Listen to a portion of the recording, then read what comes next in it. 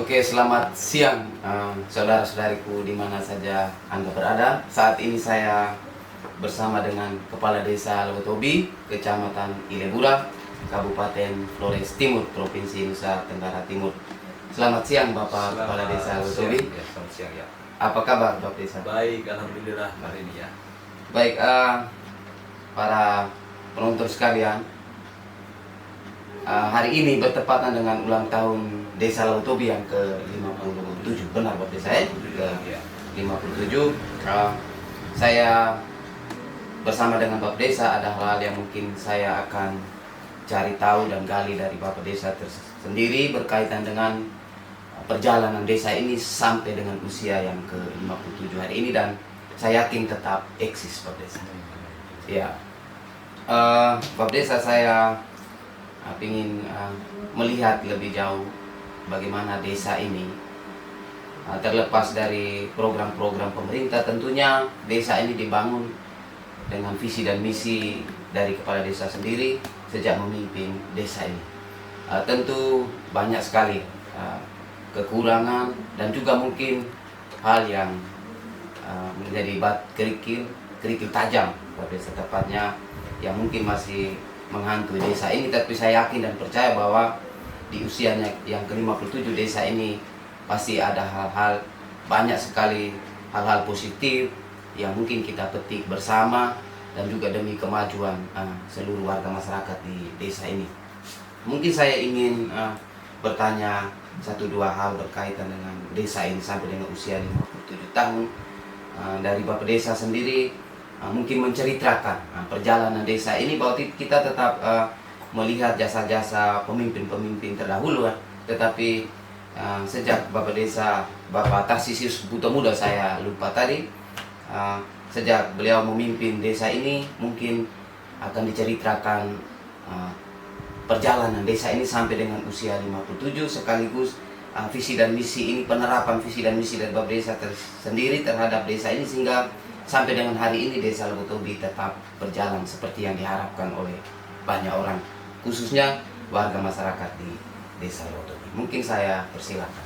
Baik, terima kasih Bapak Kepala Dusun A yang hari ini melakukan wawancara eksklusif bertepatan dengan hari ulang tahun Desa Lewotobi yang ke-57.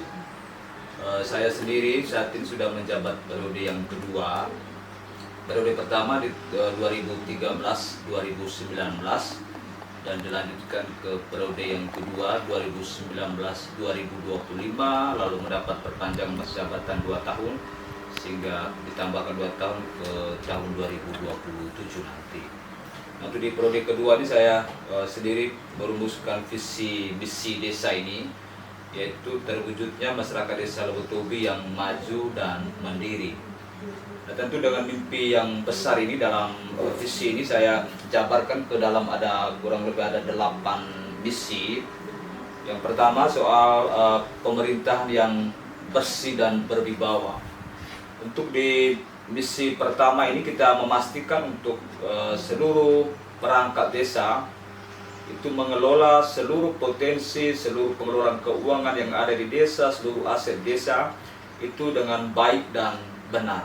Kita menghindari untuk tidak adanya praktek korupsi dalam pengelolaan anggaran desa dan juga pengelolaan aset dan seluruh potensi yang ada di desa. Karena itu kita di 2019 kemarin kita juga sudah mengundang ICW, SPAK, dan KPK untuk melakukan atau menggelar festival anti korupsi di Desa Lewotobi.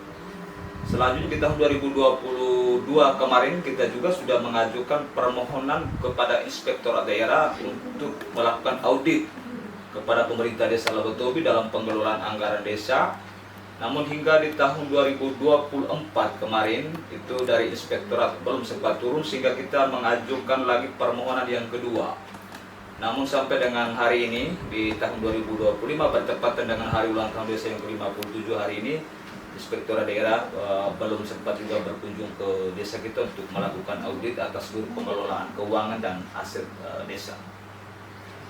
Lalu di misi yang kedua itu peningkatan kapasitas bagi peningkatan kapasitas dan produktivitas petani dengan pendekatan pertanian lahan kering.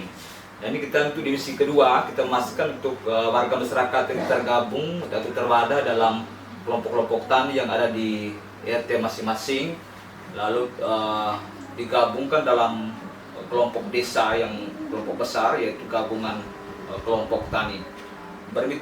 Desa bermitra juga dengan Dinas Pertanian melalui para penyuluh pertanian yang ada di desa untuk melakukan pendampingan edukasi kepada petani-petani yang ada di desa, dan diikuti dengan kebijakan anggaran yang hampir setiap tahunnya kita melakukan supply benih bibit kepada warga petani. Itu ada bibit jagung, ada bibit padi, juga dengan obat-obat untuk pembasmi hama. Lalu misi yang ketiga itu gerakan masyarakat cinta laut. Gerakan masyarakat cinta laut inilah kita berhasil merumuskan sebuah peraturan desa adanya penyelenggaraan perlindungan pesisir dan laut. Kita mengajak warga masyarakat di dalam itu ada larangan-larangan untuk tidak boleh merusakkan terumbu karang, tidak boleh membuang sampah ke pantai, tidak boleh menebang pohon-pohon yang ada di pantai, tidak boleh menambang material golongan C untuk kepentingan pembangunan rumah dan lain-lain, tidak boleh memilih ikan dari hasil pengeboman. Jadi dari program yang ada ini kita berhasil mengedukasi warga masyarakat, dan kebijakan anggaran desa sejak 2017 hingga tahun ke 2025 saat ini ada dua program unggulan kita adalah restorasi karang, penanaman kembali terumbu karang yang sudah hancur, dan juga penangkaran penyu yang dibawa pengawas langsung oleh teman-teman di Pokmaswas, kelompok masyarakat pengawas. Lalu misi yang keempat itu pengembangan BUMDes. Nah, saat ini kita dalam perjalanan waktu kita sudah mempunyai BUMDes, dan kita juga mendapat dukungan dari pemerintah Kabupaten Flores Timur, dalam hal ini melalui Kementerian Desa. Itu kita mendapat satu unit mobil pick up untuk pengembangan usaha BUMDes, dan saat ini BUMDes kita fokus ke pengelolaan pertanian untuk budidaya jagung, dan juga direncanakan untuk di waktu-waktu yang akan datang itu ada pengembangan selanjutnya adalah usaha ayam petelur dan untuk menyuplai kebutuhan MBG di dapur MBG nanti. Lalu misi yang kelima adalah peningkatan kapasitas dan pemberdayaan kelompok masyarakat. Nah, ini kita juga kemarin melakukan pelatihan untuk ada kelompok untuk pengolahan kacang mente, lalu juga untuk supply atau fasilitasi ibu-ibu penenun, sehingga kita dalam kebijakan anggaran juga melakukan perbelanjaan beberapa kelengkapan benang, pewarna dan lain-lain untuk mendukung kelompok ibu-ibu penenun yang ada di desa ini. Misi yang keenam itu adalah pembangunan infrastruktur penunjang pertanian, di mana kita saat ini sudah berhasil membangun ada dua jalan usaha tani. Yang pertama ada di lokasi Wolosina, Dusun B, yang kita bangun dari dana desa, dan juga jalan usaha tani di lokasi Desa Persiapan Lawuuran yang bersumber dari Dinas Pertanian Kabupaten Flores Timur. Misi yang ke-7 itu adalah pemenuhan hak-hak anak.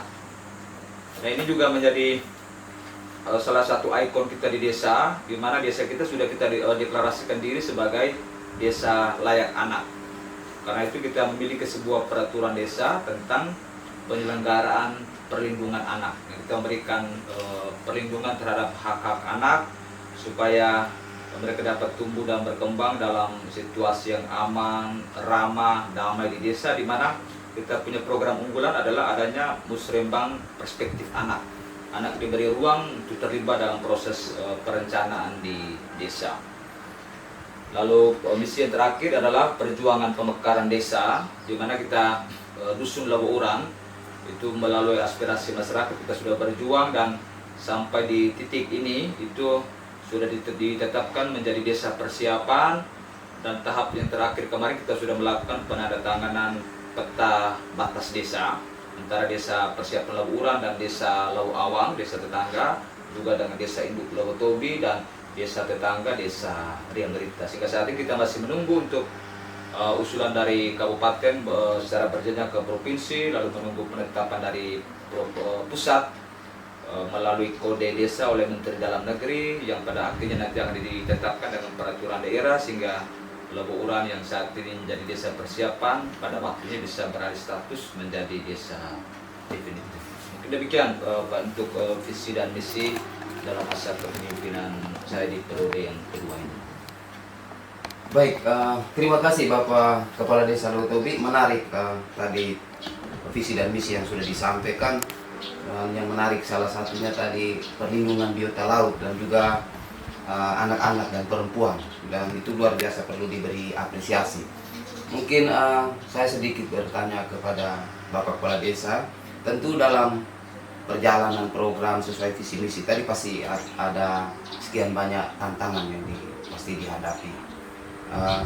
Saya ingin tanya bagaimana peran masyarakat dan juga stakeholder lainnya untuk membantu Bapak Desa sendiri untuk program yang sudah disampaikan oleh visi dan misi ini bisa berjalan efektif dan bisa berdaya guna bagi masyarakat. Lalu mungkin dijelaskan juga bagaimana terhadap tantangan tadi, solusi yang diambil kepala desa sehingga semua tantangan tadi bisa diatasi. Ya, tidak harus 100% tetapi bisa diminimalisir. Mungkin saya beri kesempatan Pak Desa. Oke, baik Pak, untuk tantangan-tantangan yang kita alami dalam penyelenggaraan pemerintahan, pembangunan, pembinaan kemasyarakatan dan juga pemberdayaan masyarakat di desa kita, faktor yang paling pertama itu soal kesiapan sumber daya manusia kita yang ada di desa. Kita membutuhkan sekian banyak kelembagaan yang ada di desa untuk membantu pemerintah desa supaya agak ringan begitu tugas pemerintah desa. Tapi di satu sisi kita juga mengalami kendala karena yang kita butuhkan itu banyak yang enggan untuk bergabung dalam kelompok-kelompok ataupun kelembagaan yang kita butuhkan. Lalu yang kedua, tantangan lainnya adalah soal peran atau partisipasi masyarakat dalam keseluruhan proses dari perencanaan, pembangunan, pelaksanaan pembangunan, lalu juga monitoring, evaluasi sampai dengan pelaporan dan pertanggungjawaban. Tingkat partisipasi masyarakat dari tahap awal di masa-masa kepemimpinan memang masih terbilang rendah. Tapi langkah atau upaya yang kita ambil itu adalah memberikan sosialisasi, membuka akses informasi itu hampir di setiap kesempatan. Saat ini kita mempunyai website desa, ada juga media sosial desa, ada YouTube, ada Facebook, ada Instagram. Nah, itu menjadi media-media sosialisasi untuk keseluruhan proses perencanaan sampai dengan monitoring dan pelaksanaan, sehingga masyarakat tahu ternyata di desa kita lagi buat ini, buat itu, dan kita semua harus terlibat. Kita juga memanfaatkan kesempatan ketika ada kumpulan masyarakat di desa yang ketika datang untuk mengambil bantuan atau juga untuk pemeriksaan di kesehatan di posyandu yang rutin setiap bulannya, atau juga melakukan kegiatan lain musyawarah-musyawarah di tingkat desa, ini kita selalu memanfaatkan waktu ketika masyarakat berkumpul dengan menginformasikan seluruh perencanaan pembangunan di desa dan mengajak semua masyarakat untuk terlibat. Nah, dengan demikian masyarakat juga tahu bahwa ternyata tanpa keterlibatan saya sebagai masyarakat itu seluruh program itu tidak akan berjalan. Sehingga puji Tuhan, partisipasi ataupun keterlibatan masyarakat saat ini ya terbilang baik, sehingga keseluruhan proses perencanaan pembangunan di desa yang direncanakan itu pada akhirnya bisa dilaksanakan dengan baik dan bisa selesai tepat pada waktu. Terima kasih Bapak Desa. Tadi bincang-bincang dengan Bapak Desa tadi terkait dengan tantangan visi misi yang sudah disampaikan itu sangat luar biasa. Dan sekian banyak tantangan dan seluruh tantangan, semua tantangan itu bisa diantisipasi, diminimalisir dengan baik oleh Bapak Kepala Desa. Mungkin saya lebih ke kelembagaan desa. Banyak lembaga yang ada di desa yang mungkin bekerja untuk membantu desa ini, dan menurut cerita dari beberapa tokoh bahwa luar biasa lembaga-lembaga yang ada di desa Legotobi ini bekerja dengan penuh hati, tidak karena tekanan dan sebagainya. Tapi sehingga semua kelembagaan di desa ini berjalan sampai dengan kali ini, sampai dengan hari ini luar biasa. Dan mungkin dari Bab Desa sendiri bagaimana memotivasi semua kelembagaan di desa ini sehingga mereka bekerja dengan baik untuk membantu desa. Baik, untuk membangun desa ini tentu kita dengan peran masing-masing. Peran yang diberikan itu melalui tugas dan tanggung jawab di setiap kelembagaan desa, termasuk kita dalam tubuh penyelenggara pemerintah, yaitu aparat pemerintah desa yang ada di kantor desa ini. Karena itu saya selalu menyampaikan di berbagai kesempatan, yang paling pertama soal niatan kita ini tulus atau tidak untuk membangun kampung. Karena kalau niatan kita tidak tulus, maka pasti kita akan bekerja asal-asalan. Tapi ketika niat kita tulus, apapun tantangan kita hadapi pasti akan kita kerjakan dengan penuh rasa. Banyak tantangan dan seluruh tantangan, semua tantangan itu bisa diantisipasi, diminimalisir dengan baik oleh Bapak Kepala Desa. Mungkin saya lebih ke kelembagaan desa. Banyak lembaga yang ada di desa yang mungkin bekerja untuk membantu desa ini, dan menurut cerita dari beberapa tokoh bahwa luar biasa lembaga-lembaga yang ada di desa Legotobi ini bekerja dengan penuh hati, tidak karena tekanan dan sebagainya. Tapi sehingga semua kelembagaan di desa ini berjalan sampai dengan kali ini, sampai dengan hari ini luar biasa. Dan mungkin dari Bab Desa sendiri bagaimana memotivasi semua kelembagaan di desa ini sehingga mereka bekerja dengan baik untuk membantu desa. Baik, untuk membangun desa ini tentu kita dengan peran masing-masing. Peran yang diberikan itu melalui tugas dan tanggung jawab di setiap kelembagaan desa, termasuk kita dalam tubuh penyelenggara pemerintah, yaitu aparat pemerintah desa yang ada di kantor desa ini. Karena itu saya selalu menyampaikan di berbagai kesempatan, yang paling pertama soal niatan kita ini tulus atau tidak untuk membangun kampung. Karena kalau niatan kita tidak tulus, maka pasti kita akan bekerja asal-asalan. Tapi ketika niat kita tulus, apapun tantangan kita hadapi pasti akan kita kerjakan dengan penuh rasa tanggung jawab, tanpa memperhitungkan apa yang kita dapatkan dari desa yang akan diberikan kepada kita. Karena itu seluruh kelembagaan yang ada itu kita wadah dengan baik. Kita juga melakukan evaluasi secara berkala. Lalu kita juga mewajibkan semua kelembagaan desa itu menyampaikan laporan kepada pemerintah desa setiap bulannya, paling lambat tanggal 5 bulan berikutnya. Apa tujuannya? Supaya kita bisa memastikan kelembagaan yang sudah kita percayakan, sudah kita bentuk untuk membantu pemerintah desa itu bisa bekerja secara maksimal. Apa yang mereka kerjakan kita bisa tahu, mereka bisa laporkan. Apakah ada kendala di sana juga kita bisa dapatkan dari laporan yang mereka sampaikan setiap bulannya. Dan puji Tuhan selama ini sudah berjalan dengan baik, terlepas ada yang mungkin masih kurang karena keterlambat kesibukan, lalu terlambat menyampaikan laporan, atau juga tidak hadir dalam rapat-rapat bersama di tingkat desa. Tapi dari pengamatan saya sendiri sebagai kepala desa, itu semua kelembagaan yang ada itu sudah maksimal dalam melaksanakan tugas, fungsi dan tanggung jawabnya masing-masing. Baik, para penonton, niat yang tulus, maka apapun tantangannya pasti akan dihadapi.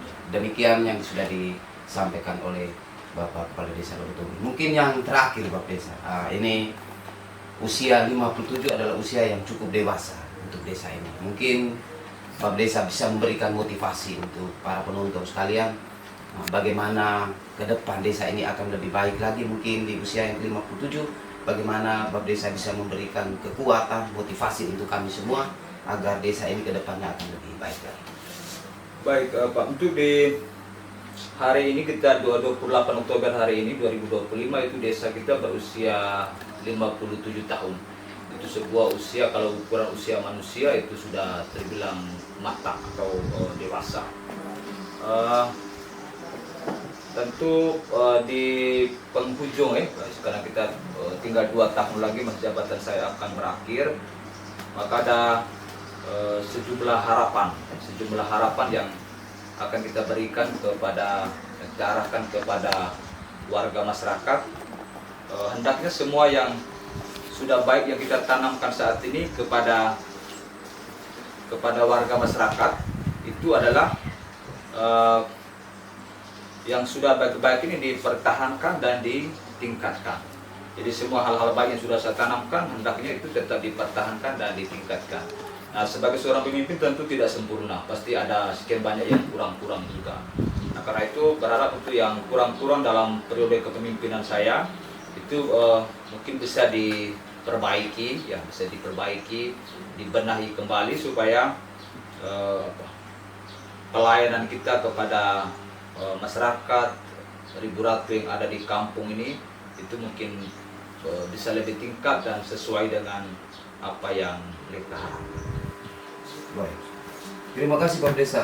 Di usia 57 tadi sudah disampaikan Pak Desa pasti akan ada kekurangan. Tetapi yang jelas prestasi yang sudah diperoleh oleh desa ini, baik desa sendiri juga dari Bapak Desa. Ini kami sengaja untuk langsung bertanya kepada Bapak Desa karena ini kita informasinya sudah meluas ke masyarakat. Prestasi dari desa ini sangat luar biasa Bapak Desa. Mungkin Bapak Desa bisa menggambarkan sedikit prestasi yang sudah diperoleh oleh desa ini. Baik, saya lihat sebentar ya untuk capaian atau ya kalau berprestasi saya lebih liriknya ke capaian-capaian untuk hal-hal baik yang sudah kita dapatkan selama ini.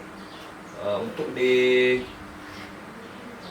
periode pertama 2013 sampai 2019 saya bisa per tahunnya Pak ya. Untuk di 2014 misalnya itu kita ada beberapa kejuaraan yang kita dapatkan. Itu juara 1 lomba desa tingkat kecamatan Ilegura, lalu juara 2 lomba desa tingkat Kabupaten Flores Timur. Lalu di tahun berikutnya 2015 kita berjuang untuk meraih juara 1 lomba desa tingkat kecamatan, juara 1 lomba desa tingkat Kabupaten Flores Timur, lalu juara 2 lomba desa tingkat Provinsi Nusa Tenggara Timur, juara 1 desa yang peduli pada keselamatan ibu dan anak tingkat kecamatan Ilegura, juara 1 lomba posyandu tingkat kecamatan Ilegura, juara 1 lomba posyandu tingkat kabupaten untuk strata media.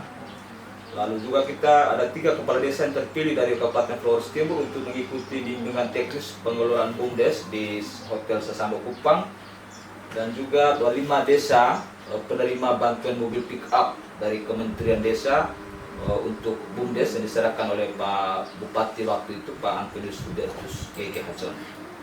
Nah, kita juga di tahun 2015 juga mendapat program penyediaan air minum dan sanitasi berbasis masyarakat PAMSIMAS sebesar 250 juta, dan itu dari hasil audit BPKP perwakilan NTT. Itu desa kita menjadi desa yang pertama di NTT yang menyelesaikan pekerjaan fisik dan pengelolaan atau penyerapan anggaran. Selanjutnya di tahun 2016 itu desa kita juga masuk dalam nominasi 18 besar Festival Praktek Cerdas Pembangunan NTT kategori bidang kesehatan. Kegiatan ini diselenggarakan oleh Bapeda Provinsi NTT di Neo Hotel Kupang pada 29 Agustus sampai 1 September 2016.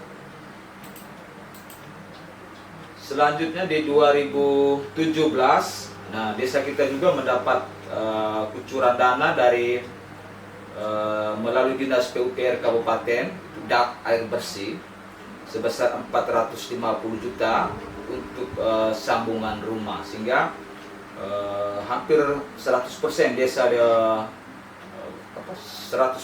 warga masyarakat rumah tangga yang ada di desa Lautobi, khususnya di Dusun A dan B Lautobi itu sudah terlayani air untuk sambungan rumah saat ini. Lalu kita juga mendeklarasikan diri sebagai desa layak anak dengan ditantangannya peraturan desa tentang penyelenggaraan perlindungan anak. Lalu untuk di 2018, nah kita ada 6 kepala desa juga dari Flores Timur dari 229 desa.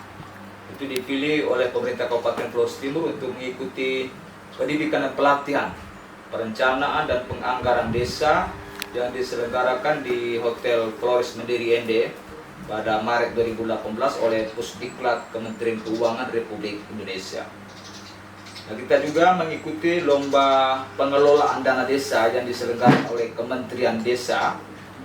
Nah, kita menjadi 3 desa terbaik di NTT kategori desa prakarsa dan inovatif dalam pengelolaan dana desa, yaitu Desa Tulakadi dari Kabupaten Belu, Desa Lawotobi, dan Desa Watugong dari Kecamatan Alok Timur, Kabupaten Sika.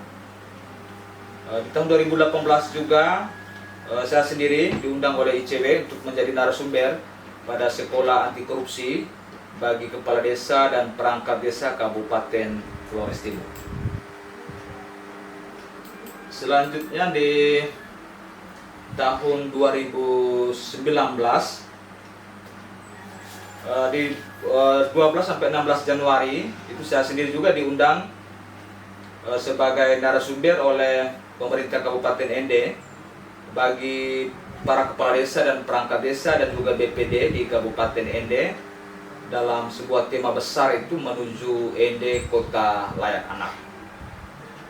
Lalu di tahun 2019 juga saya bersama Pak Bupati Manggarai Timur waktu itu diundang oleh pemerintah provinsi sebagai narasumber bagi para kepala desa, lurah, dan juga ibu ketua tim penggerak PKK se-Provinsi NTT bertempat di Hotel Neo Kupang pada Agustus 2019.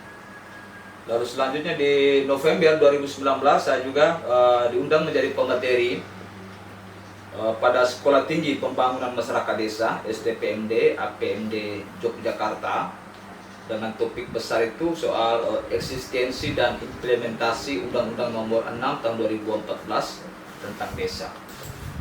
Itu untuk di periode pertama kepemimpinan saya. Saya bisa lanjut untuk di periode kedua saat ini. Memang untuk di pencapaian kita di periode kedua, memang di tahun-tahun awal itu kita masih dilanda pandemi COVID-19 yang melanda Indonesia, dan itu kita mengalami semua dari tahun 2020 hingga 2021. Nah, selanjutnya di tahun 2021 itu kita bersama dengan seluruh elemen masyarakat, tokoh masyarakat, tokoh adat, tokoh pendidik, tokoh perempuan di Kecamatan Ilebura bersama dengan para kepala desa, para ketua BPD, juga Pak Camat, itu kita berkomitmen untuk membangun sebuah lembaga pendidikan menengah atas SMA swasta Ilebura, dan puji Tuhan saat ini sudah berjalan menghasilkan 2 angkatan.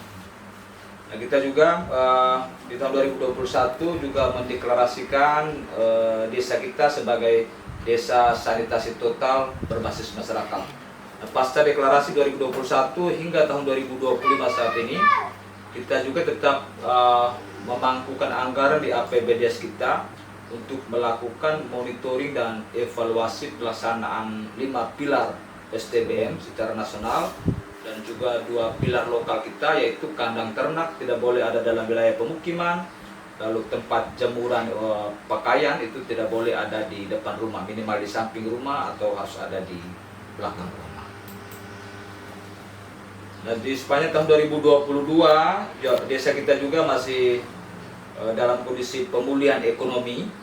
Itu kita dalam kebijakan anggaran desa melalui pemberian bantuan langsung tunai yang bersumber dari dana desa. Selanjutnya di tahun 2023 juga masih dalam masa pemulihan ekonomi, dan kita memberikan bantuan langsung tunai dana desa. Kita juga berhasil membangun tadi ada jalan usaha tani di Dusun Lawura, desa Persiapan saat ini, sepanjang 2 km. Lalu kita juga bersyukur karena ditetapkannya peraturan Bupati Flores Timur nomor 44 tahun 2023 tentang pembentukan 7 desa persiapan, termasuk desa persiapan Lawuran, desa induk Lawotobi.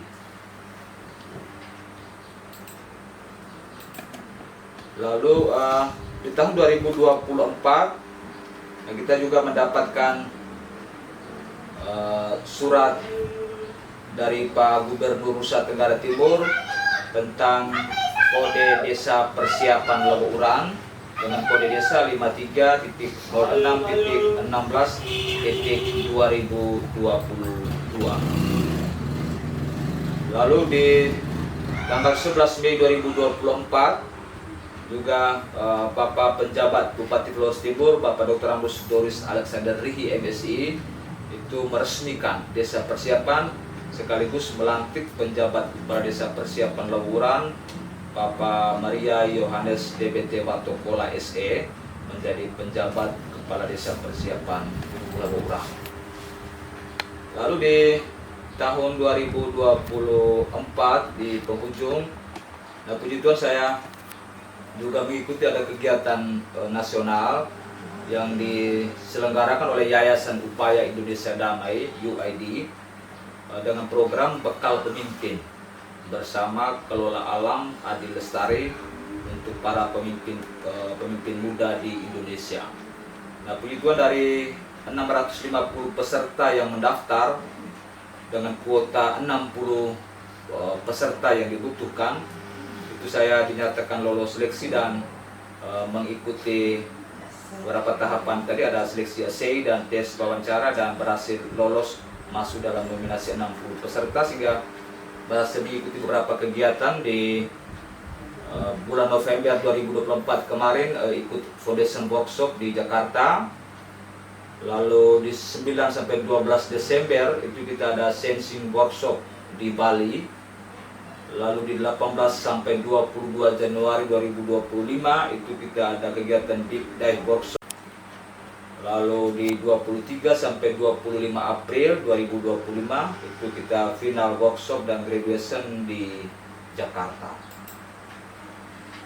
Lalu selanjutnya di bulan Mei kemarin saya juga diundang menjadi narasumber dalam kegiatan perlindungan laut berbasis masyarakat bagi seluruh warga masyarakat di Kelurahan Larantuka, Kecamatan Larantuka, Kabupaten Flores Timur. Jadi kita di desa tapi bisa berbagi cerita dengan warga masyarakat yang ada di Kota Larantuka. Selanjutnya di bulan Juni kemarin, tanggal 11 sampai 13 Juni itu saya mengikuti seleksi nasional dari Kementerian Hukum Republik Indonesia, Badan Pembinaan Hukum Nasional. Itu kita mengikuti seleksi nasional, dan dari sekian ribu kepala desa lurah di Indonesia yang mengikuti seleksi, puji Tuhan kita ada 1.380 kepala desa lurah yang dinyatakan lolos untuk mengikuti tahapan selanjutnya, yaitu training secara online. Nah itu kita ada pembentukan pos bantuan hukum di desa dan mengangkat 2 orang paralegal di desa. Nah bagaimana pos bantuan hukum ini bisa membantu menyelesaikan atau memediasi seluruh persoalan warga agar tidak diproses sampai ke ranah hukum atau ke tingkat yang lebih tinggi, dalam hal ini oleh aparat penegak hukum, dalam hal ini polisi dan juga kejaksaan, sehingga seluruh persoalan warga itu bisa dimediasi di desa melalui paralegal desa dan juga kepala desa selaku penyelenggara di pos bantuan hukum di desa. Sehingga kita mengikuti training selama 3 hari yang kita diseleksi lagi untuk mendapatkan 130 peserta terbaik yang akan menerima penganugerahan. Dan puji Tuhan saya sendiri juga dinyatakan lolos oleh panitia nasional dan ditetapkan sebagai penerima Peacemaker Justice Award 2025 bagi 130 kepala desa lurah di Indonesia yang harusnya sudah kami terima di Jakarta tanggal 1 sampai 4 September kemarin. Tapi karena ketika berangkat dan tiba sampai di Kupang, akhirnya dibatalkan karena kondisi keamanan nasional khususnya di Jakarta itu belum kondusif. Sehingga saat ini desa kita saat ini sudah ada pos bantuan hukum dan juga ada paralegal desa, di mana kita mengangkat kepala dusun Bapak Willy Brodus Suban Aran dan Bapak Robert Seropong Urang sebagai paralegal desa yang akan membantu untuk memediasi semua persoalan warga, dan hendaknya semua persoalan itu bisa diselesaikan di tingkat desa melalui pos bantuan hukum, diselesaikan secara arif dan bijaksana dengan mengedepankan rasa kekeluargaan sebagai satu warga di desa. Dan yang terakhir, saat ini dari mengikuti program bekal pemimpin kemarin kami angkatan keempat, dan setiap angkatan rata-rata ada 60 peserta yang mengikuti kegiatan ini. Dan saat ini Panitia Jakarta melakukan seleksi untuk 50 peserta lintas angkatan untuk mengikuti kegiatan pelatihan di Jakarta. Dan setelah mendaftar beberapa pekan kemarin, dan puji Tuhan telah mendapatkan kabar dari panitia di Jakarta, saya dinyatakan lolos dan akan mengikuti temu Fellow Bekal 2025 di Jakarta pada tanggal 30 Oktober sampai 2 November mendatang di Grand Mercury Hotel Harmony Jakarta. Mungkin demikian cerita singkat soal capaian yang kita dapatkan. Lalu yang terakhir juga soal beberapa produk hukum yang kita hasilkan selama kita menjabat, Perdes khususnya. Itu kita punya Perdes tentang kesehatan ibu, bayi baru lahir dan anak atau SKIMLA. Ada juga Perdes tentang penyelenggaraan perlindungan anak. Lalu ada juga Perdes tentang penyelenggaraan pesisir dan laut. Ada juga Perdes tentang keamanan dan ketertiban masyarakat. Ada Perdes tentang kewenangan desa. Juga ada Perdes tentang pungutan desa. Jadi ada beberapa Perdes yang kita hasilkan sendiri dengan melihat kebutuhan sosial kemasyarakatan yang ada di warga masyarakat ini, sehingga kita menginisiasi untuk mengatur dalam produk hukum, yaitu peraturan desa. Kurang lebih demikian, Pak.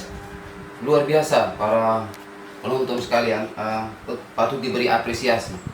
Jadi tepatnya pencapaian Bapak Desa ya, pencapaian sudah digambarkan cukup panjang oleh Bapak Kepala Desa Lemotobi, baik itu program wajib dari pemerintah dan juga program inisiatif dan juga program-program lainnya yang tentunya untuk memaksimalkan pelayanan terhadap masyarakat.